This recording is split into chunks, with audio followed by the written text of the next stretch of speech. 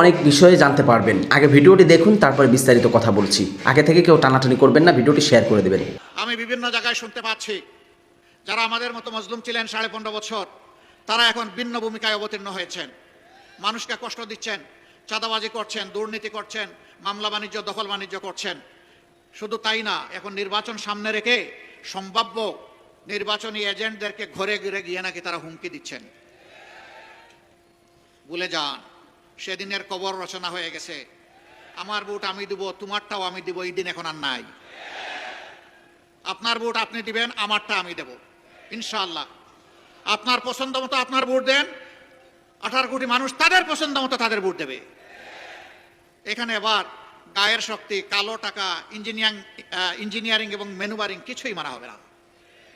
যেই যুবকরা খালি হাতে বুক চিতিয়ে মুক্তি আনতে পেরেছে, সেই যুবকরা 12 তারিখও বিজয় লাভ করবে ইনশাআল্লাহ। আমাদের দুটো বুট। যুবকরা, যুব সমাজ, তোমরা আমাদের কাছে সেদিন মিছিল করে কারো কাছেই তোমরা বলনি আমাদেরকে আগামীতে বেকার ভাতা দিতে হবে। কোন যুবক বলেছিল? আমাদের যুবকরা কারো বেকার ভাতা চায় না। এই যুবকরা অধিকারের জন্য, কাজের অধিকারের জন্য লড়াই করেছিল। আমরা কথা দিচ্ছি, তোমাদের হাতকে শিক্ষার প্রশিক্ষণ দিয়ে ভরে দেবো ইনশাআল্লাহ। তারপরে তোমাদের মজবুত হাতে কাজগুলা তুলে দেবো ইনশাআল্লাহ।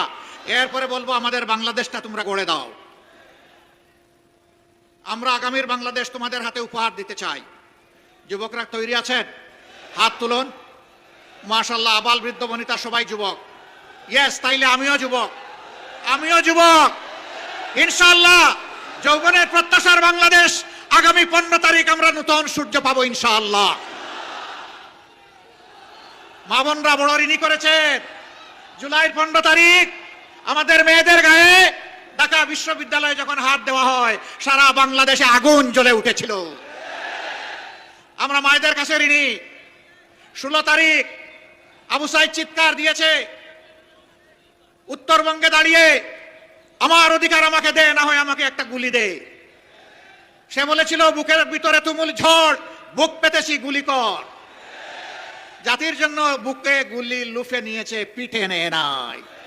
যাই হোক দর্শক মণ্ডলী, সম্পূর্ণ ভিডিওটি দেখতে পারলেন। এই ভিডিও নিয়ে আপনার মন্তব্য কি অবশ্যই কমেন্ট বক্সে কমেন্ট করে জানাবেন। ভিডিওটি ভালো লাগলে লাইক এবং শেয়ার করবেন। তো সম্পূর্ণ ভিডিওটি কন্টিনিউ করার জন্য আপনাকে অসংখ্য ধন্যবাদ। আসসালামু আলাইকুম ওয়া রাহমাতুল্লাহি ওয়া বারাকাতুহু।